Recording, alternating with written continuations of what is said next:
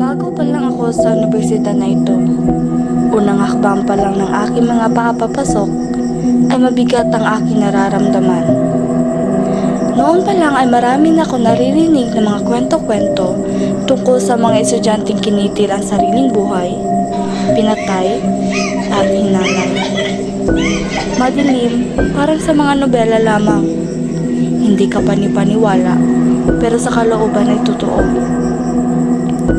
Sa mga araw na lumipas, ay para bang palapit ako ng palapit sa kapahamakan.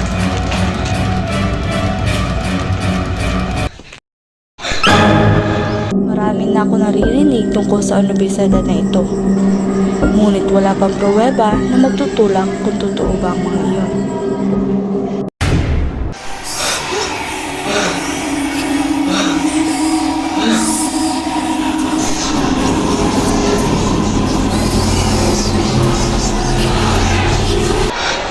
Bigyan mo na ako! Malaga!